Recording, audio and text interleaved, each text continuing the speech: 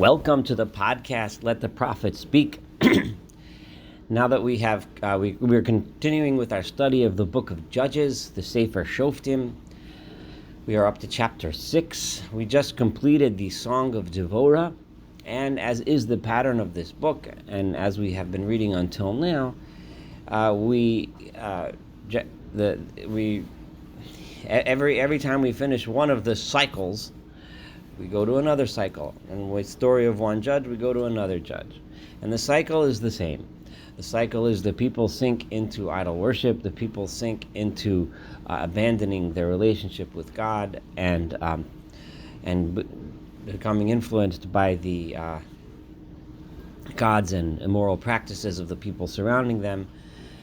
And as they fall into these evil and immoral modes of behavior and way of living, they start becoming subservient and subjected to the oppression of one of the surrounding nations, and eventually the oppression gets really bad. The people cry out to God, and eventually God has a leader, a judge, come who leads the people and helps them defeat their enemies and become independent again, renewing the relationship with God, and then the cycle continues, and then people sink back into sin. So this is the cycle that we're reading. So now Devorah was an inspiring leader by all counts, a prophetess, one who did bring the people, at least for her time, back to worship of God, and we read her beautiful song in chapter 5. The upcoming leaders don't exactly exhibit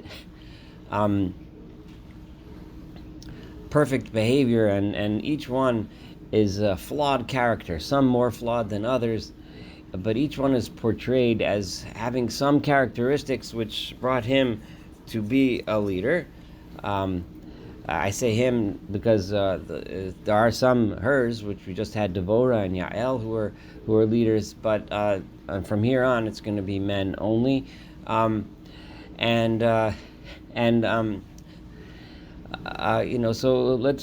we can. Each one has something interesting to teach us, both in terms of what their strengths were and in terms of what their weaknesses were. So, chapter 6, Vayasu b'nei Yisrael hara b'nei Adonai, and the people of Israel did bad in the eyes of God. Vayitneim Adonai biad Midian sheva shonim. God put them under the hand of the Midianites for 7 years. So here, this is not necessarily a new enemy. It's an enemy that the people had been encountering on and off for a while. But now the Midianites become ascendant, and they are the top dog in this time, and they are oppressing the people of Israel. Vato'oz yad Midian al Yisrael, and the hand of Midian became very strong, and vato'oz, the oz is a language that connotes arrogance and haughtiness over the people of Israel. So they were not just it wasn't just a physical oppression, it was a psychological oppression, almost like a racial thing, like we're better than you kind of thing, and you guys are a bunch of nobodies. Mipnei Midian, so because of Midian, asu lahem b'nei Yisrael, the people of Israel made for themselves et haminharot asher b'harim, the tunnels and the caves that are in the mountains. So they literally had to create hiding places for themselves in order to stay away from the Midianites who were oppressing them. Yet ha-me'arot, yet ha-mitzadot.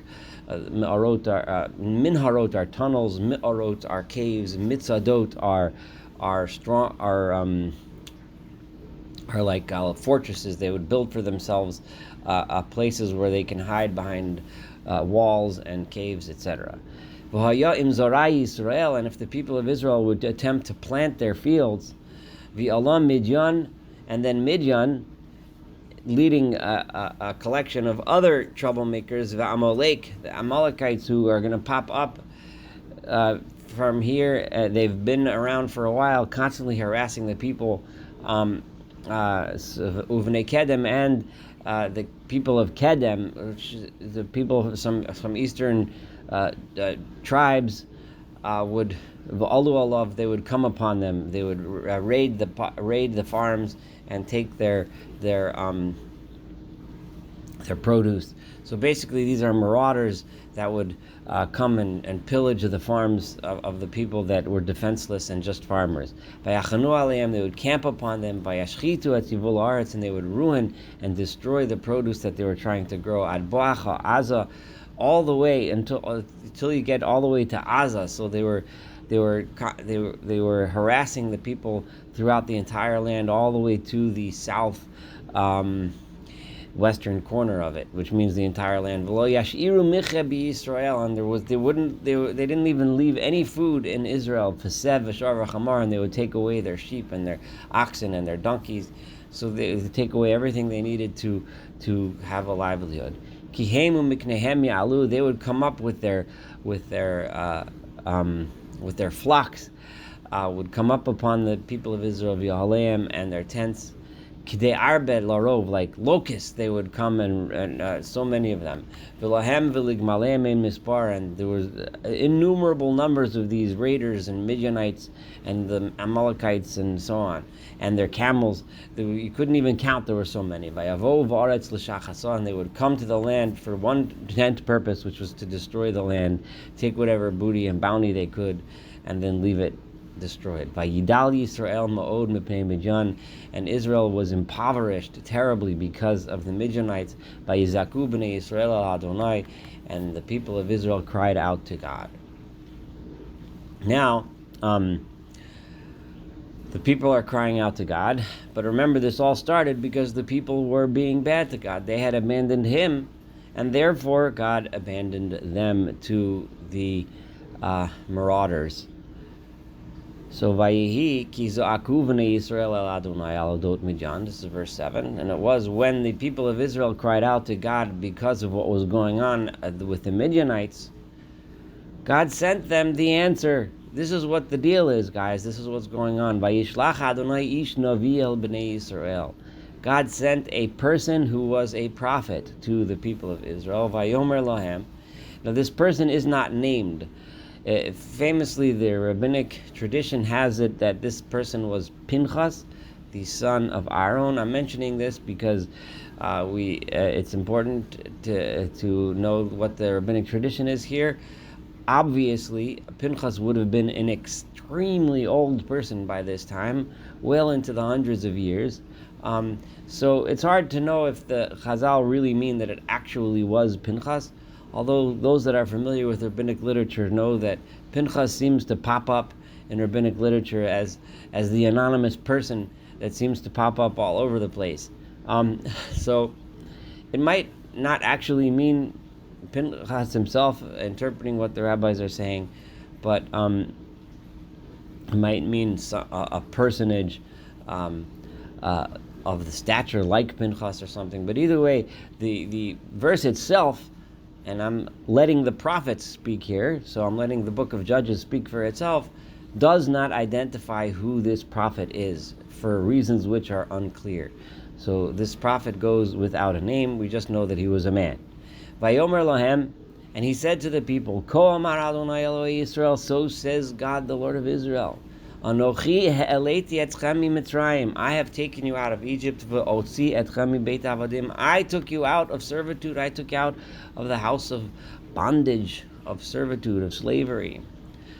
So God is saying, I have done that before. I have rescued you, right? V'atzil etchem miyad Mitzrayim. I saved you from the Egyptians, miyad kol lochatzeichem, and from all of those that have oppressed you. Remember, we've read stories until now of several, of Sisera and Yavin, that God saved the people from, and so on. We read several stories, but and I got rid of them from before you, your enemies. And I gave you this land. I gave you the land that used to be theirs.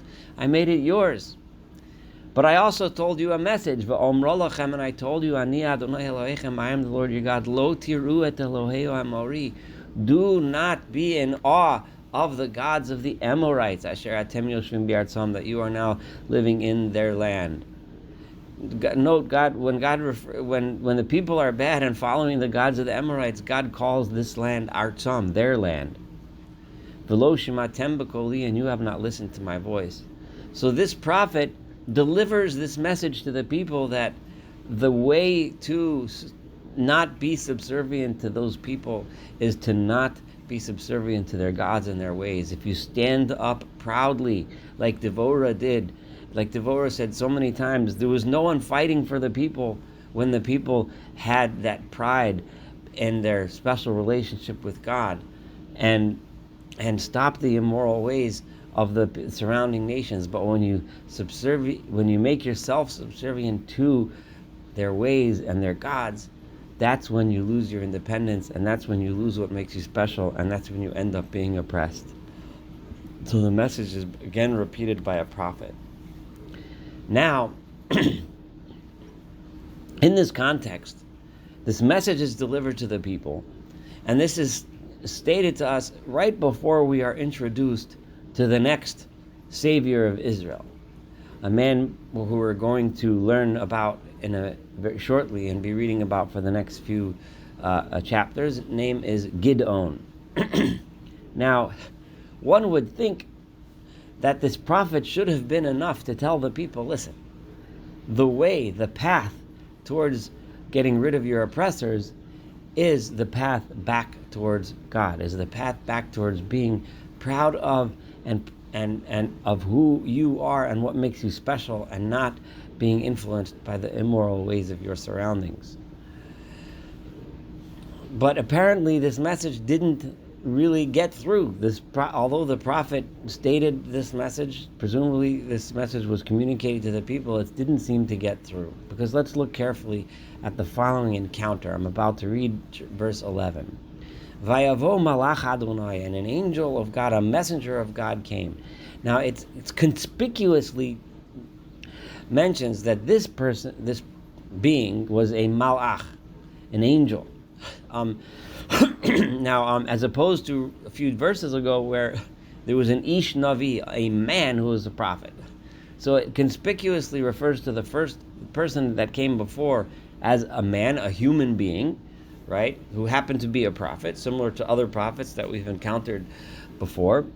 But this being was a malach, an angel.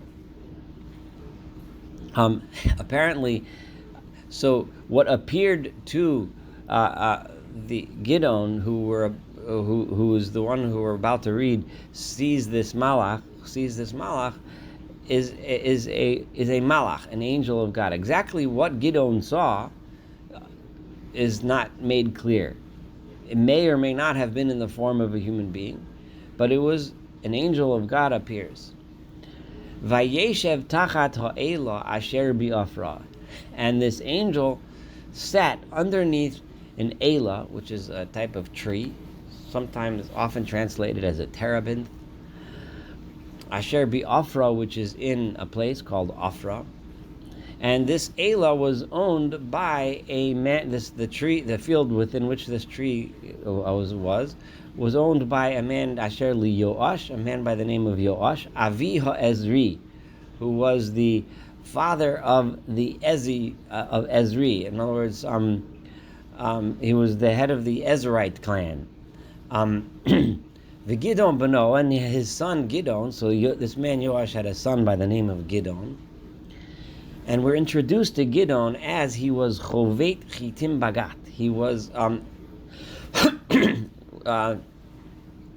beating out or whacking out his wheat in a gat, in a wine press, which is an unusual place to be chovet chitim, which is the process by which the kernels are separated from the stalks. Usually that's done in a field dedicated to doing that for the wheat, but the problem is that's usually done outdoors in an open place.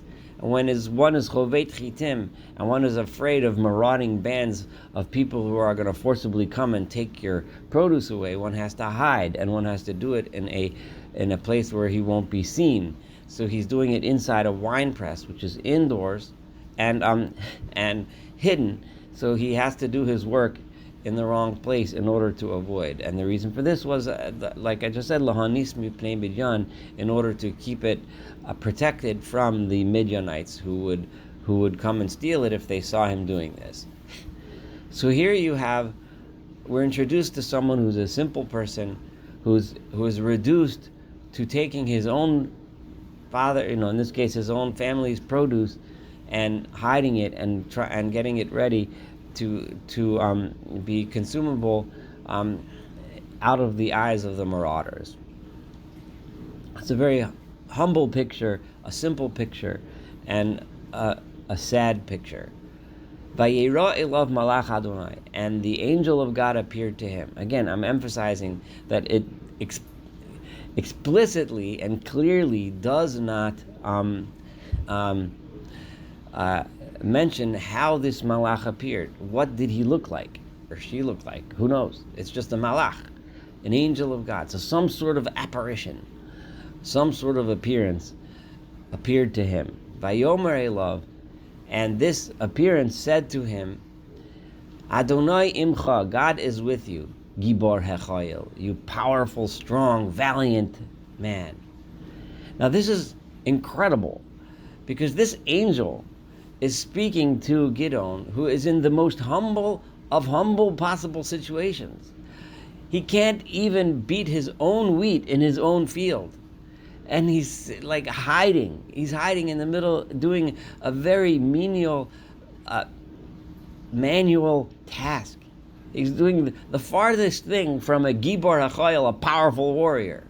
And meanwhile, this angel calls Gideon and calls him a powerful warrior.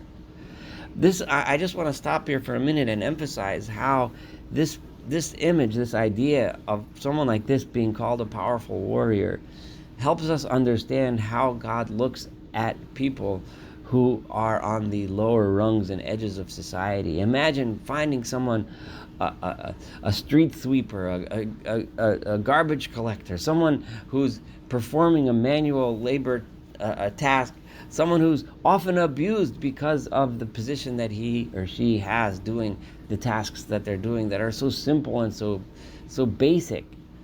But in God's eyes, struggling under circumstances to support one's family, struggling under one's circumstances, doing a humble, sometimes humiliating task, but struggling through it and doing it to God, that person is a Gibor Hechayil, is a powerful, valiant warrior.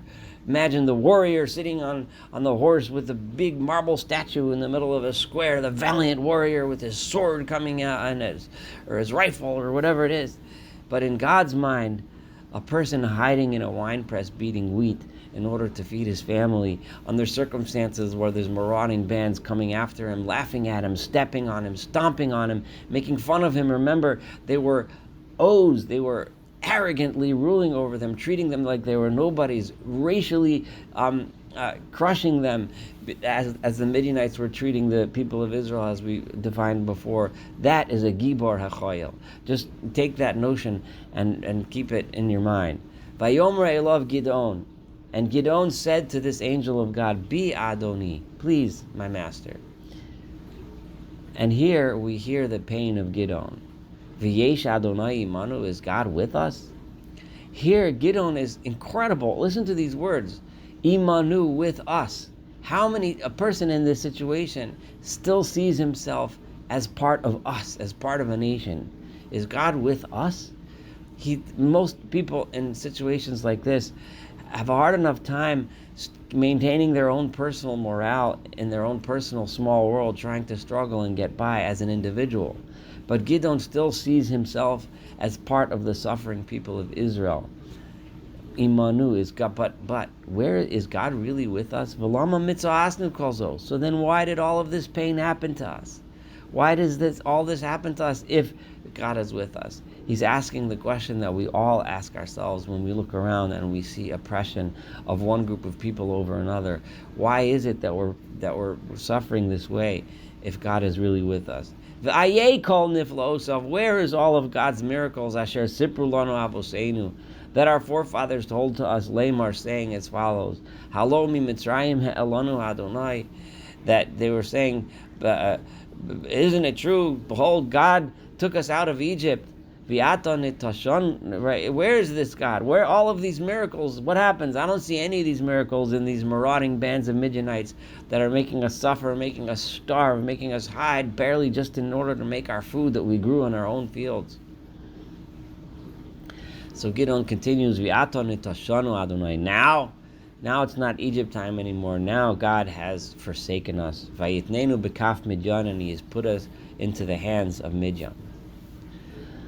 So here we see what mood Gideon was in, and we can feel his pain as he talks.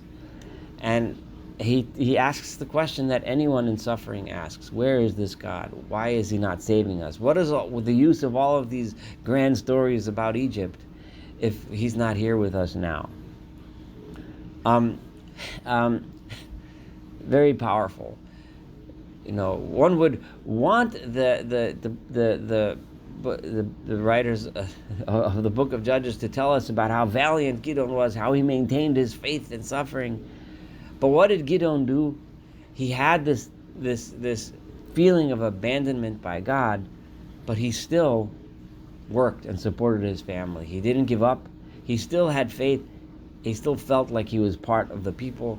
He still was a part of the people. He still had that humility, but he did not have that strong faith that Devorah had when she went and encountered the oppressors. They were also being oppressed. Also, people were also hiding from the roads and getting shot at by arrows when they went to draw water. But Devorah said, let's get up and fight.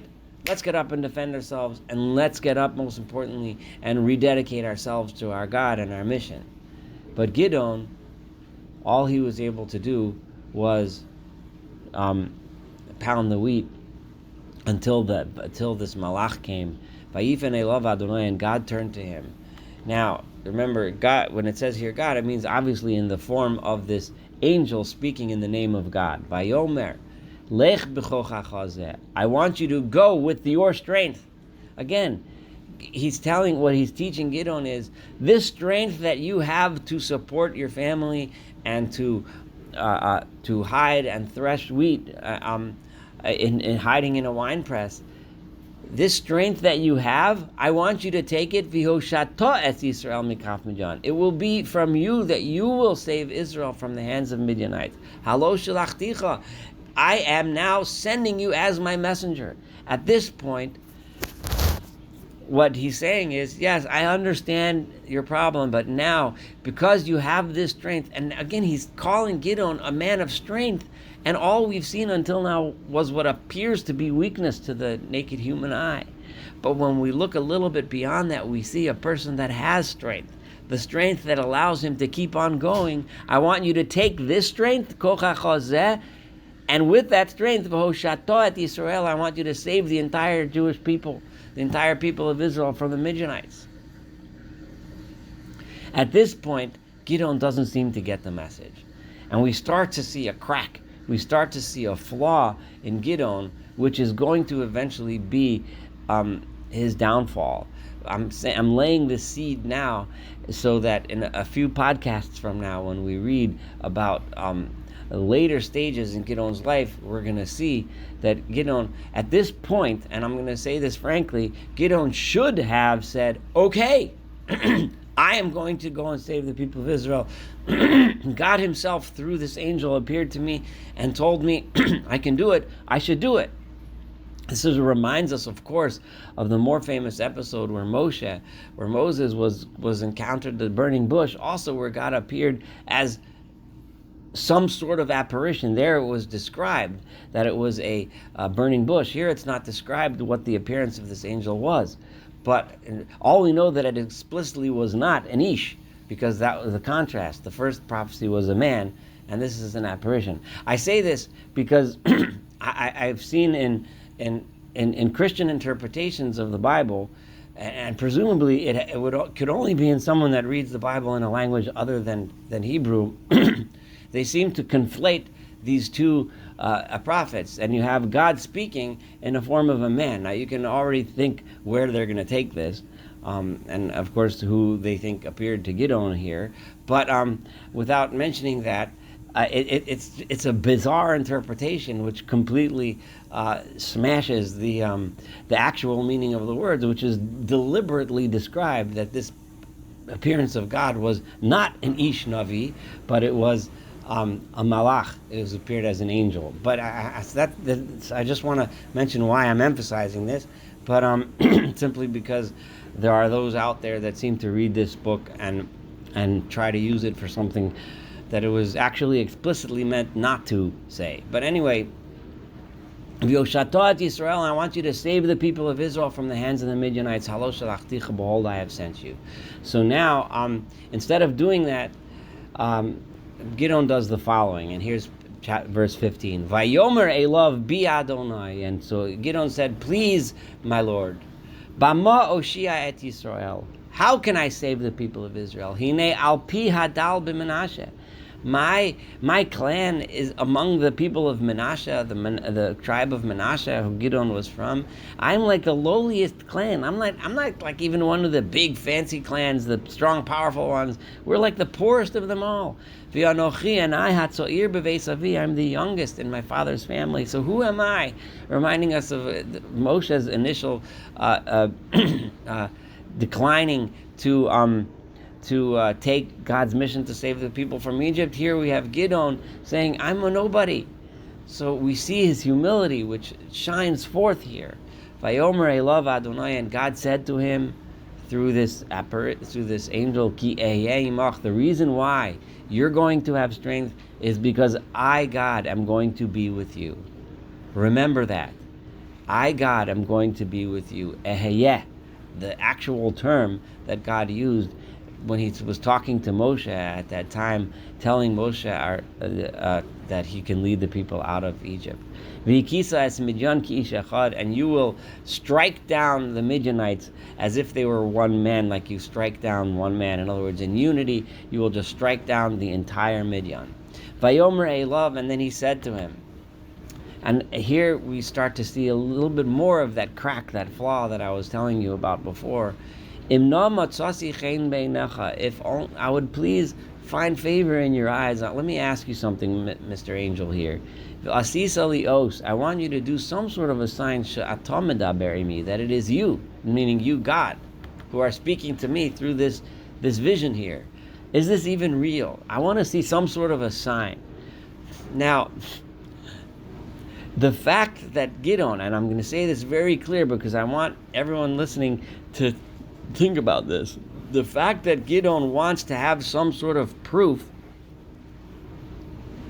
is going to be the seed of a flaw, of a problem later. Gideon is seeking a concrete proof. Now let's remind you that this is also similar to the story of Moshe. Moshe asked for a proof to show the people, right? And this is it's a very important contrast here. Moshe, when he talked to God and he said, I'm going to go in front of the people of Israel and they're going to tell me, who is this God? I need some sort of a sign. And then God gave him the staff and the snake sign and other signs to show the people some sort of a miraculous thing to say, oh yes, Moshe is messenger of the true God. But over here it's different. There Moshe didn't ask for proof that God was God and that Moshe accepted it. Gideon says, "V'asisa lios." I need a sign that you're really with me. So Gideon has a flaw of faith, a flaw of faith. Here God directly speaks to him. God directly says that if you're faithful to me, I will lead you against the Midianites. Devorah knew that message by herself. Devorah understood that if we rededicate ourselves, had Gideon listened to the prophet who appeared to the people before, he would have gotten the message and known right away that all I need to do is dedicate myself to God. I don't need a miracle. I don't need a sign. But nonetheless, Gideon asks for a sign. And take that, hold that thought, and remember it for some later podcasts as we get near to the end of the Gideon story. Sha'atam medaber mi, that I would need to see a sign that it is actually God speaking to me. Al not tamush mizeh, don't leave this spot, Gideon tells the angel. Ad bo'i elecha, until I come back. V'yotzesi es minchasi, I'm going to bring out my gift, my present. V'nachti lefanecha, I will place it in front of you. Now remember, this also harkens back, and these are deliberate reminders. The language, the Hebrew language here is careful to give us hints to tell us which stories that preceded this to look back at, that we can compare and contrast it to. Before, it dropped language and hints to the story of Moshe, and now it's dropping language and hints to another story of angels, where it used that same term malach, right? Angels that appeared to someone, to Abraham, the three angels that came to tell him that he was going to have a son, Yitzchak, and that he was going to be the father of the people of Israel. Then Abraham also did the same thing. He went and he got food and offerings to bring to them. I will place it in front of you. Vayomar, and the angel answered, Anochi eshev ad shuvecha, I will stay here until you get back. Gideon ba, and he went, Vayas gidi izim, and he went and he made he prepared for them a goat to eat, ve'efat kemach matzos, and a baked a flour matzot, the food that we eat on Passover. So to which the rabbinic tradition is that it was Passover, which again, the story of Abraham occurred also. There was matzot, also tradition had it occurred on Passover. Habasar som basal, he put the meat that he had cooked in a basket. Vihamarak, and the broth that was cooked, the meat and the soup, som baporor, he put it into another kind of vessel. Vayotzei elav, and he brought it out to the angel al tachas ha'elah, who was still waiting underneath at the terebinth tree, Vayagash, and he presented it to him. Exactly what Gideon expected is unclear, but he brought him this offering in the same way that Abraham brought the offering to his guests. Vayomer elav malach Elohim, and the angel of God said to him, Kach et habasar v'et hamatzot, take the meat and the matzot, v'hanach el hasela halas, and place it on this rock, v'et hamarach shefoch, and pour out the broth. Vayas came, and he did exactly as instructed. Vayishlach malach Adonai et kitzei mishenet asher biyado, and the angel of God put out the staff, the rod that he was holding in his hand.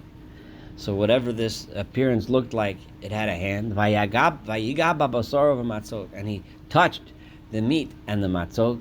Vatalo eish min hatzor, and suddenly fire came out of the rock. Vatochal et habasar v'et hamatzot. This idea of a fire coming out of the rock reminds us of the story of Elijah, which we're going to read in a later book, and the Mount Carmel, where fire came out of nowhere. This fire coming out of nowhere is an image that comes several times, and this is one of them. It also reminds us again of the fire of the bush, and the fire consumed the offering, the meat and the matzot. And the angel of God then left. So I'm going to complete my reading now with the next. Actually, I think this is a good stopping point. It is in the middle of a story, but this is a long chapter and needs to be broken up. I want you to think about the things that we saw, the incredible qualities that made Gideon, the humble qualities that made Gideon be the one who was going to rescue the people, and also the flaw that he had, that he needed to see a sign, for himself in order to believe this mission that he should have known. That he should have known simply by listening to the prophet who had been sent to him earlier. Thank you so much for studying Judges 6a together. Looking forward to studying Judges 6b and continuing to read this very interesting story of Gideon and how he saved the people, his greatnesses and his flaws. Have a wonderful day.